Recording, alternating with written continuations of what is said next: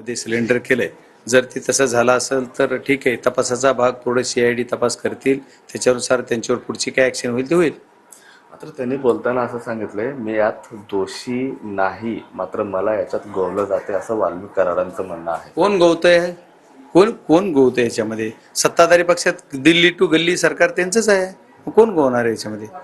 असं कोण गोवतंय? मग त्यांच्याच कोणी त्यांचा म्हणण्याचा रोग त्यांच्याच कोणाकडे तर नाही ना, त्यांचाच कोणी गोवतोय असं नाही, त्यांच्या बोलण्याचं कुठं नाही. एकंदरीत एवढ्या दिवस का लागले?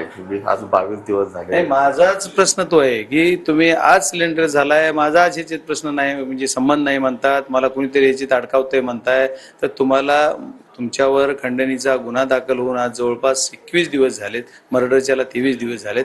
21 दिवसामध्ये तुम्ही एक चकार शब्द बोलला नाही की असं झालंय तसं झालंय. मग याच्यात त्यांना कोण ऍड करते, कोण काय करते, हे सुद्धा सगळं बघितलं पाहिजे. याच्या मागे कोण कोण असण्याची शक्यता आहे, कोणाची चौकशी झाली मला पाहिजे? याच्यावर पोलीस यंत्रणेचं काम आहे. पोलीस यंत्रणेनं बघितलं पाहिजे ह्याच्यात कोण आहे काय आहे आणि तपासलं पाहिजे. मी काय म्हणतो, या आमच्या मर्डरच्या केसमध्ये जो कोणी मास्टर माइंड आहे तो पकडला गेला पाहिजे आणि त्याच्यावर कारवाई झाली पाहिजे. तुम्ही ज्यावेळेस दिल्लीमध्ये हाऊस सुरू होतं, तुम्ही मागणी केली होती की याची CBI चौकशी झाली पाहिजे. CID वर समाधान नाही?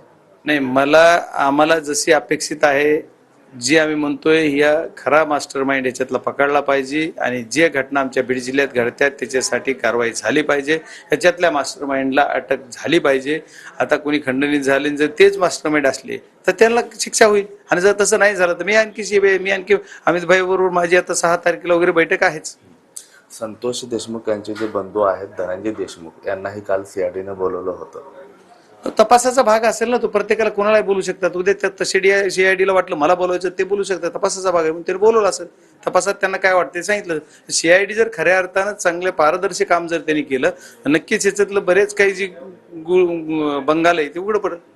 यात कोण मास्टर माइंड असू शकण्याची शक्यता आहे? नाही, मला जर तरवर कोणवर नाही, जी कोण आहे ती तपासायचं काम तपास यंत्रणेचं, तपास यंत्रणा ती तपासतील. यातले 2 जे पोलीस आहेत त्यांच्यावर काय कारवाई झाली पाहिजे? एक महाजन आहेत आणि दुसरे राजेश पाटील. नाही, राजेश पाटलांना सहआरोपी करा हे माझं म्हणणं आहे, आणि त्यांना सहआरोपी केल्याशिवाय हे सगळ्या गुन्ह्याचा तपास लागणार नाही. आणि आता बाकी हेच महत्वाचा आरोपी आहे. त्याच्यानंतर दुसरे एक आणखी PIचं नाव कळतंय. मी आता प्रेस घेतल्याच्या नंतर बऱ्याच काही गोष्टी बोलणार आहे की त्याच्यामध्ये सुद्धा की त्या आरोपी सोबत हा माणूस किंवा या खंडणीतल्या आरोपी सोबत हे पोलीस PI होते. मग असे जर काही घटना असतील तर त्यांच्या कशा प्रमोशन झालेत, कशा आणलेत गेलेत, हे बरेच विषय आहेत. त्याच्यामुळे ती बघूयात काय होते.